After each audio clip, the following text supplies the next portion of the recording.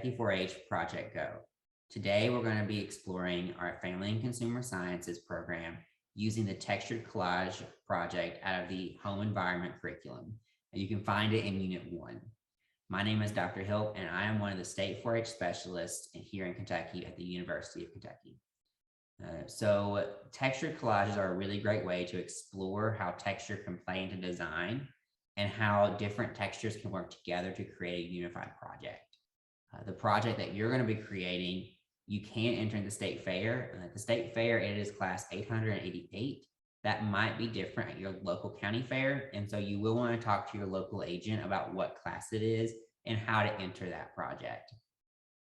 When talking about texture, the definition of it that we use is that it is a feeling or an appearance of a feeling of a surface or substance. And so what that means is it can either be the way that a surface feels. So a surface could feel smooth, or it could feel rough or grainy, or it could be the way it appears to feel. So it could be a photo of a surface that appears to be granulated, or it appears to be matte. The word matte describes a very flat, dull surface. There's a lot of words that we can use to describe texture, but they all kind of play in together. And by using multiple ones of them, we can really highlight different aspects of design. And so we normally experience texture through either sight or through touch. And so if you take your fingers and you rub them together, you can feel the texture of your fingertips. And so that's just one way of kind of exploring texture, and that's directly around you. And the great thing about texture collages is that you get to be your own boss almost. You get to use your own creativity to design something that is uniquely you. And it's also a project that can be done at a relatively low cost by just gathering items that you have around you. So the first thing that you're going to need, and the one item that you might not have directly around you, is a foam board. And there are a lot of different size foam boards. This one is 11 by 12. You will want to check with your county agent about what size they require for the county fair. And this is just to adhere everything to. And so you have to have something to put things on in order to have a collage. And this is what we choose to use.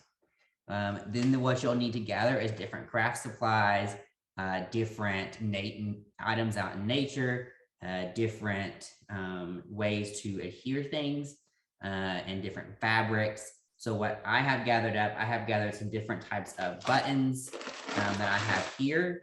I have gathered some beads that I've got, some colored pencils and markers and paint. And that's just to add a little bit of color, and I can use the paints either in thicker or thinner layers to create some dimension. I have got some different types of paper here that I have grabbed out of my closet, some different textured paper, and some of it's not textured, it's just different colors. I've got some string and some yarn. I've got this really cool yarn that I found. I also have some fabric and some magazines that I had laying around the house, just so that I could maybe find some pictures of textures that I really like, or something that really, a color that I really want to add into my texture collage. Because as much as our collage is about texture, we do want to think about the color that goes into it as well. The glues, or the things that I have to adhere things, I have a craft glue, and I also have a hot glue gun. It's going to be important that if you are using a hot glue gun, that the adult that's in your household knows that you're using a hot glue gun. For our younger 4-Hers, you might want to either have them supervise you while you use it, or have them help you use it. And that is just so you don't end up burnt. We don't want you to get hurt during this project. That's not our goal. And so some things to think about when you're gathering up your supplies. So 3 questions that are really good to ask yourself is, what is your favorite color or colors? It's going to be important that you really like your project. I really like earth tones, and you will notice that the items that I have gathered have a lot of earth tones, a lot of greens and browns, some yellows in there and oranges. And then what supplies do you have access to? You want to gather supplies that is around the home or you can get relatively quickly. We don't want you to spend a whole lot of money on the project. And then lastly, something to think about is, do you want your project, the finished result of your project, to be something that's very abstract, or do you want it to be something that's very recognizable? I like to go for recognizable projects just because it gives me some guidance. And so I would think about what kind of picture or what kind of image I want my total project to look like when it's done. And so those are things that you want to consider when you're gathering your supplies. And so let's go ahead and gather your supplies up and get started. The first thing that I like to do once I've gathered my supply is I like to take my foam board and I like to sketch out what I'm going to be designing. And that way I know what to lay where and I can kind of play with it a little bit. You don't want to glue anything on here until you're 100% sure of your design. It's a lot easier to change and move things around before they get glued. Once they've been glued, it becomes very difficult. And what you'll find about these foam boards is that it's really hard to take the glue off without tearing the foam board. And we don't want to do that. So the last thing you'll do is actually glue the items down. And so let's go grab those items and I'm going to show you what I've done with mine. As a reminder, this project is in the Home Environment Unit 1 curriculum. Let's get started with your foam board and reviewing what supplies we've got. So I've found several different types of thread here. They do have different textures and that's important. This particular one I enjoy that I can pull apart. These two fabrics will work really well for this. And then I found a bunch of different scrap paper that I could use. I do like the colors on these. And then some different pages and magazines. Here are the buttons, beads, and markers that I found. This time of year is great for collecting nature items. You can see the different textures that I found just laying in my yard. Then I just pulled some different colored paints. So starting with a sketch of what I thought I would do. I was going to start with a tree, but then I decided that I didn't want to do that. And so I went with a clover instead. And so I sketched out my clover on here. It is a little hard to see. There we go. And now I'm going to start laying out the things that I think I'm going to put on here.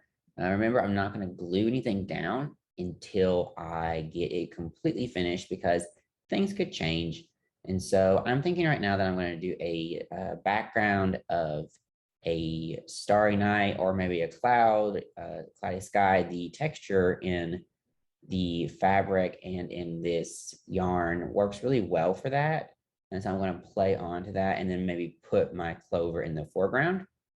And so I'm trying to create a whole scene. Like I said before, I really like for my collages to end up looking like a picture. And so that's kind of what I'm going to focus on. The more I work with this, the more I realize that this is just not what I'm going to be doing. And so I think I'm going to go with a starry night theme. And so I'm going to put my yarn down as the grass or the field. And then I'm going to kind of create a stars in the sky look using different buttons, beads, paints, and some nuts that I have found. So I'm laying all of that out, and maybe a little bit of like a constellation style. I'm not sure yet, but this is going to be, I think this is going to be basically what we work with. So I'm going to take all of these things off, and I'm going to start by painting my moon. That's my little nut shell that I found. And I think that adds a lot of good texture to it by having it pop out, and also that paint not being completely smooth or matte on there. And then I'm going to paint my foam board with a thin coat of black paint, and that just adds a little bit of detail in the back, just for those few spots that that background might pop out. And if I'm doing a nighttime scene, I don't want white backgrounds to be popping out. So you can tell that it's a pretty thin coat.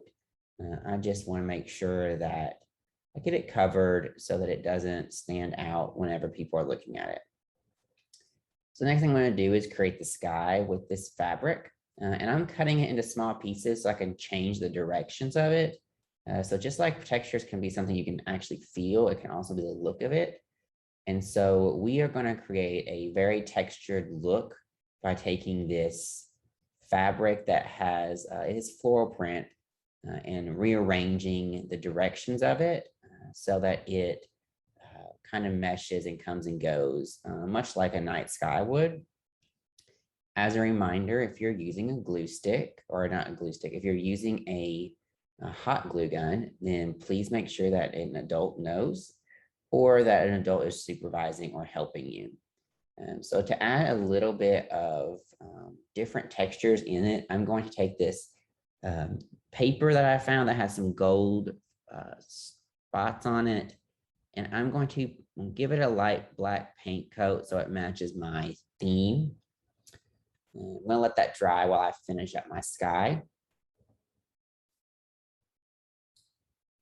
And so you can see that I am just taking random pieces to really create that base textured layer. One thing we want to remember is every layer that we put into our collage, we want to make sure that those layers all have multiple textures in them so that when we have our finished product, that finished product is a really nice looking textured collage that has lots of detail and lots of depth to it. And so I've about finished up my sky. I'm not going to go all the way down because I am going to cover that base with the yarn that I have pulled apart. And I'm just going to trim up the edges to make sure that it is a nice clean look. And so attaching yarn is a little bit more difficult. I want to make sure that I get it anchored on there. And so I'm going to use different anchor points with my glue. And then I also want to go back and tease this out so that it has a more cohesive grass or field feeling. And so you can see that I'm going to do that right now with my just kind of grab and pull technique. And then I might go in here in a minute and re-glue some spots that I feel like aren't holding. And then once I get that done, I'm just going to trim those edges.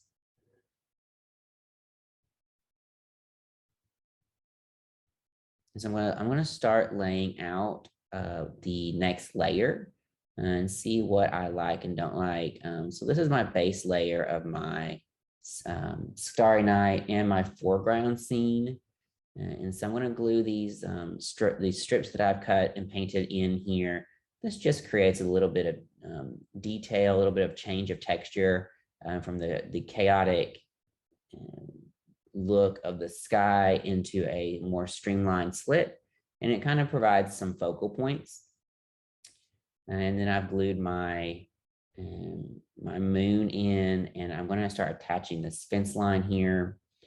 And this just provides, again, that depth of perception that we're looking for so that we can see multiple layers and multiple different textures in it. So you can see that I've added that some rope in there and some twigs that I have found. And now I'm going in with a paintbrush, and I am using some yellow and white to really create like some cloudy painted texture on top of that paper and fabric, just to give it a little bit of additional depth.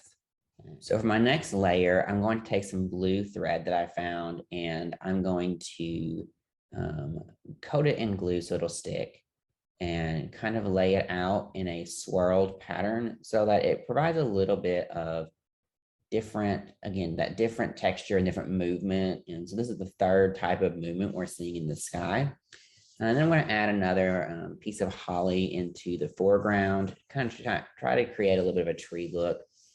And so the last thing I'm going to do here is I'm going to add in my yellow beads that I have found. These are wooden beads that kind of have that same feel that the rest of the collage has.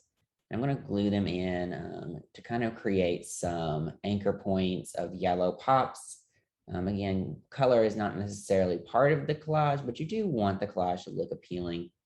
And so then I'm going to, on this last layer, I'm going to cut out some blue, just regular blue scrap paper that I'm going to use as rest points for the eyes. So it kind of creates some negative space that just allows individuals to kind of catch their eyes as they move through it. And lastly, we're going to sprinkle some white paint just to make the whole thing feel cohesive. All right, so here's my texture collage that's been completed.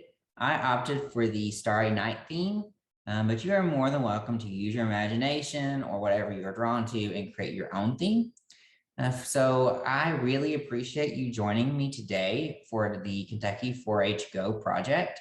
And if you have any questions about family consumer science projects or home environment projects particularly, and would like more information, please contact your local county extension office. Have a wonderful day.